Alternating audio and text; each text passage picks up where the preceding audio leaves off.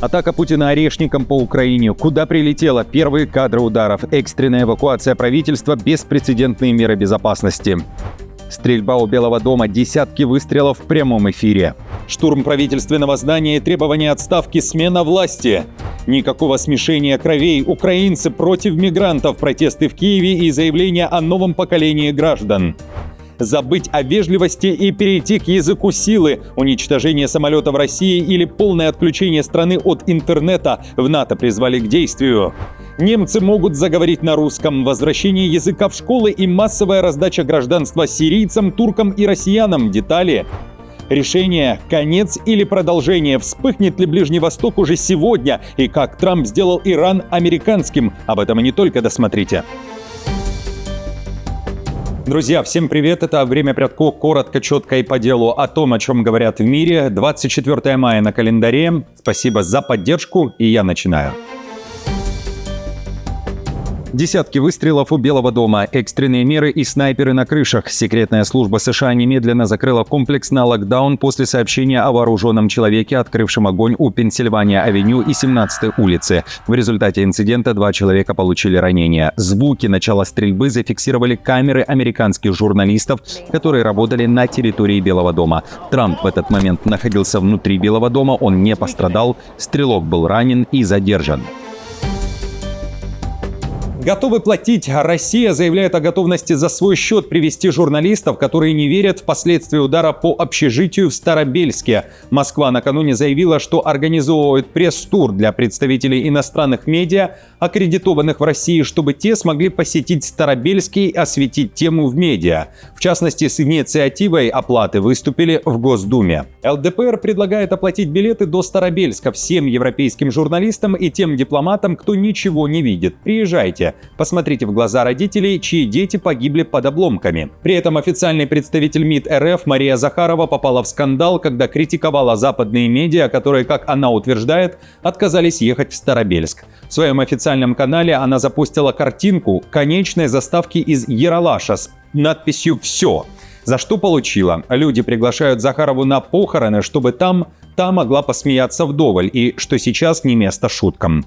Напомню, из-за удара ВСУ по Луганской области в Совбезе ООН вспыхнул скандал. Россия настаивает на целенаправленном ударе по студентам. В зале заседания при этом прозвучали заявления, что подобные сообщения России – это ложь и фейк, и тактика кремлевской методички. Генштаб ВСУ, напомню, в своем сообщении утверждает, что удар наносился по инфраструктуре, используемой российскими военными из Рубикона. Это подразделение, отвечающее за удары дронами по Украине. Активность стратегической авиации, переброска сил для ударов по Киеву и главная атака Путина орешником по украинской столице. Эти сообщения появились в украинском медиапространстве сразу после событий в Старобельске. Российские медиа после слов Путина намекали на ударе, который будет считаться атакой возмездия. Россия перебросила ко всему в Курскую область береговой ракетный комплекс «Бастион». 4 пусковые установки, способные наносить удары цирконами и ониксами. Время подлета к Киеву с 2 и 3 минут сократилось до нескольких десятков секунд. Массив подобных данных уже во второй половине субботы разлетелся по сети. В итоге Зеленский вышел с экстренным заявлением. Европа и США предупредили: Москва готовит масштабный удар с применением орешника. Мы наблюдаем признаки подготовки комбинированного удара по территории Украины, в частности по Киеву, с использованием различного вооружения. Указанное вооружение средней дальности может быть применено в таком ударе. Важно сознательно реагировать на сигналы воздушной тревоги, начиная с сегодняшнего вечера. Первые дроны залетели в воздушное пространство Украины уже в 9 часов вечера 23 мая. Направление на Киев и не только гремело и в Одессе. О том, что удар неизбежен в течение ближайших 24 часов, заявило и посольство США в Киеве. Там призвали укрыться из-за значительной воздушной атаки. В сообщении говорится, американцы должны иметь запас воды, еды и лекарств. Следите за новостями в местных СМИ, будьте готовы изменить свои планы, держите запасы воды, еды и лекарств. В случае чрезвычайной ситуации следуйте указаниям украинских официальных лиц и служб экстренного реагирования. Отмечу, что такие одновременные заявления от США и от Зеленского звучат крайне редко. Последний раз такое было 8 января. И уже в ночь на 9 января тогда Россия ударила Орешником по Львовской области. В то же время украинские паблики, которые связывают с Банковой, намекнули на эвакуацию правительства. Речь о мерах безопасности и о том, что удары Орешником могут наноситься по правительственному кварталу и по силам Главного управления разведки Украины. Цитирую. Кроме Банковой, в этом списке в частности присутствует и остров, и государственные учреждения по хорошо известным адресам. Все соответствующие службы и лица предупреждены. Там, где это возможно, будут приняты необходимые меры безопасности. Отмечу, что остров в этом сообщении – это неформальное название, которым пользуются военные и спецслужбы для обозначения главного здания украинской разведки, которое расположено, и это общеизвестный факт, на полуострове на Днепре в черте Киева. И уже за полночь полетели первые ракеты. Удары баллистикой из Брянской области. Счет до 20 ракет практически за полчаса. В этот же момент мониторинговые каналы дважды сообщали о пуске Орешника. И в итоге появилась информация. Им ударили по территории в районе города Белая Церковь. Это практически 90 километров от столицы. Кадры, как утверждается, удара Орешника быстро разлетелись по сети. На этот раз удар не совсем похож на тот, что был по Львову или Днепру. Аналитики пишут о разделении боевых блоков по 6 суббоеприпасов, и речь о холостом пуске. Сейчас вы видите кадры, снятые свидетелями в ночь на 24 мая. Но на этом атака не завершилась. Дальше Россия выпустила ракеты со стратегической авиации, летели еще и кинжалы на запад Украины, калибры и сотни дронов. В Киеве заявили о повреждениях жилой и нежилой застройки. В воздушных силах Украины при этом официально на момент записи не подтверждали удара Орешником, хотя предупреждали о пуске. При этом украинская столица остается главной целью Путина.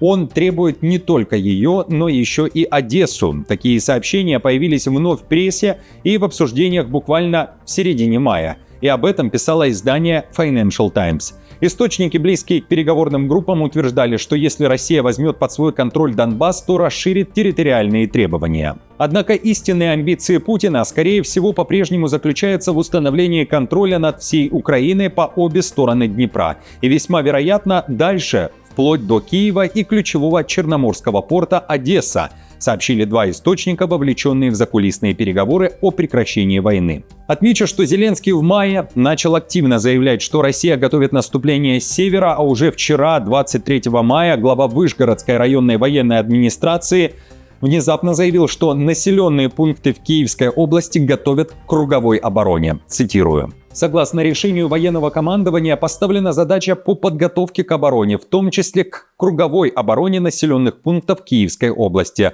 У нас их 32, учитывая также и город Киев. Забыть о вежливости и перейти к языку силы. В НАТО заговорили о необходимости сбивать самолеты России или же отключить всю страну от интернета. Такие варианты предлагает президент Чехии Петр Павел. Заявление звучит на фоне недавнего перехвата российскими истребителями самолета НАТО, а также разных инцидентов в небе над Балтийским морем. Павел считает, что Москва годами тестирует слабые места Альянса, сознательно действуя на грани, но чуть ниже порога прямой войны.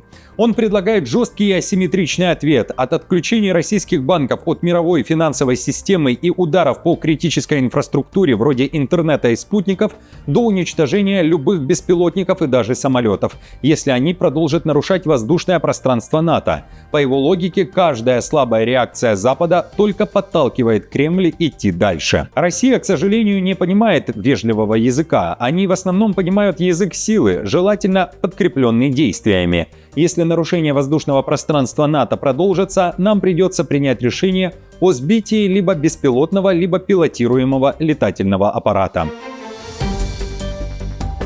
Украина для украинцев. Этот лозунг накануне скандировали в центре столицы Украины. Там прогремел митинг против массового завоза иностранных работников. Украинцы вышли на улицы с требованием остановить наплыв мигрантов и в первую очередь давать работу своим гражданам. Также украинцы держали в руках плакаты со словами «Наш дом, наши правила. Нет троянской корове». Акция прошла на фоне систематических заявлений украинских экономистов, а также Минэкономики страны про кадровый кризис в стране, причина которого – мобилизация и выезд украинского населения за границу.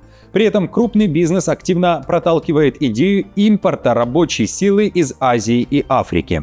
Эксперты говорят, что стране ежегодно нужно в среднем 400 тысяч трудовых мигрантов. По официальным данным, за первые 3 месяца этого года украинская таможня выдала только 675 разрешений на иммиграцию.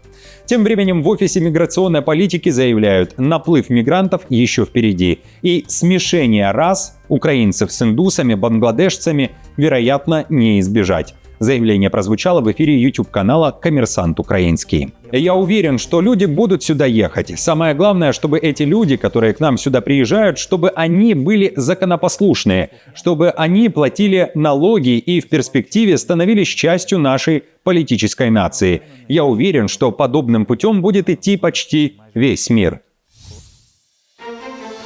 Зеленский отверг идею Мерца. Украина не будет декоративным членом ЕС, только полноценным. Об этом говорится в письме Банковой, которое адресовано лидерам ЕС. Об этом сообщает Рейтер. По данным издания, в своем послании Зеленский раскритиковал предложение Германии дать Украине ассоциированное членство без права голоса, назвав его несправедливым. Украина защищает Европу полностью, а не частично и не полумерами. Было бы несправедливо, если бы Киев присутствовал в ЕС, но оставался безмолвным, написал Зеленский. Также в письме говорится, что пришло время двигаться вперед к полноценному и содержательному членству Украины в Евросоюзе. Идея Мерца, напоминает издание, подавалась как попытка найти компромисс между быстрым вступлением Украины и ее нынешним статусом страны-кандидата. Немцы могут заговорить на русском. Этот язык может вернуться в немецкие школы. Партия «Альтернатива для Германии» собирается вернуть изучение русского в школах на территории бывшей ГДР. Это Восточная Германия. Об этом пишет Deutsche Welle со ссылкой на представителей партии. Особенно активно эта идея продвигается в федеральной земле Саксония-Анхальт. Именно там партия имеет все шансы победить на выборах в сентябре и впервые сформировать земельное правительство. Лидер местной альтернативы Ульрих Зигмунд уже пообещал после победы вернуть русский в школы, восстановить программы обмена с Россией и убрать из учебников всю идеологию. Это означает, что все идеологически привнесенное в нее в последние годы будет удалено, поделился планами Зигмунд. Среди прочего, АДГ выступает за исключение из системы гособразования программ по разнообразию, просвещению в сфере ЛГБТ+, и семинаров по борьбе с расизмом. «Мы хотим войти в историю не больше и не меньше», говорит 35-летний политик, один из самых популярных в немецком ТикТоке. При этом Германия как никогда раздает гражданство иностранцам. Установлен рекорд по выдаче немецких паспортов за последние 25 лет, сообщает Welt, анализируя данные за 2025 год. Полноправными гражданами ФРГ стали более 300 тысяч человек, преимущественно сирийцы и турки. Но такой высокий показатель легко объяснить, говорится в материале. Мигранты волны 2015-16 годов наконец дотянули до нужного срока проживания, а реформа закона упростила процедуру. Теперь гражданство можно получить уже через 5 лет вместо 8, плюс в Германии разрешено двойное гражданство. Одновременно во многих регионах заметно выросло и число натурализированных граждан России. Только в Северном Рейне-Вестфалии немецкие паспорта получили почти 4000 россиян. Это на 67,5% больше, чем годом ранее. Штурм правительственного здания резиденции премьер-министра. Народ требует отставки правительства. В столице Испании, Мадриде, десятки тысяч людей вышли на улицы с требованием уволить премьера Педро Санчеса, вокруг которого не утихают коррупционные скандалы. Во время марша по центральным улицам протестующие несли плакаты с надписями «Отставка социалистической мафии», и, как сообщает Рейтер, несколько человек пытались прорваться к дворцу Монклоа, резиденции Санчеса. Полиция их задержала. Позже стало известно, что 3 участников антиправительственной акции арестованы. Буквально в апреле Санчес объявил о своей возможной отставке. Тогда, напомню, завели дело на его супругу. Она подозревается в использовании ее положения для лоббирования частных интересов. При этом испанский премьер утверждает, что все обвинения заказные, политическая атака ультраправых сил. Испания достигла дна, и виновный в этом имеет имя и фамилию – премьер-министр Педро Санчес. И он должен уйти. Недостаточно избавиться от его приспешников, пока их босс продолжает управлять Испанией.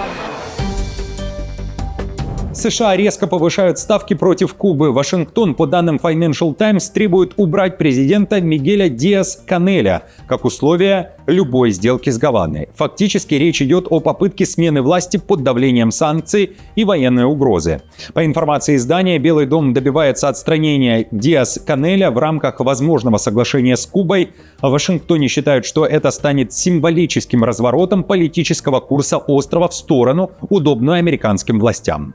Ранее New York Times также писала, что США рассматривают сценарий замены кубинского лидера, хотя официально Белый дом отрицал планы менять политическую систему страны. Госсекретарь Марко Рубио называл эти сообщения ложью. «Рубио похож на собаку, которая наконец поймала машину», сказал бывший республиканский политик из Майами. После всех этих лет разговоров о свержении режима, как он теперь собирается продавать это людям? Трамп сделал Иран американским. Накануне президент США опубликовал в Truth Social карту Ближнего Востока, на которой Иран раскрашен в цвета американского флага. Пост сопровождался провокационной подписью с вопросительным знаком. Соединенные Штаты Ближнего Востока. Ударит США по Ирану или нет, будет известно уже сегодня, 24 мая. Об этом, ссылаясь на источники, пишет Axios. Трамп поставил Ирану ультиматум – либо сделка, либо война на уничтожение. При этом американский президент оценил шансы мира и новой войны как 50/50. Пакистанский фельдмаршал Асим Мунир, который выступает посредником между сторонами, в субботу покинул Тегеран после встречи с высокопоставленными иранскими чиновниками и попыток довести соглашение до финальной стадии. Сделка пока не была окончательно согласована, однако Пакистан заявил об обнадеживающем прогрессе на пути к окончательному взаимопониманию. О том, что ближайшие дни будут решающими, заявил и секретарь Госдепа США Рубио. Сейчас он находится с официальным визитом в Индии.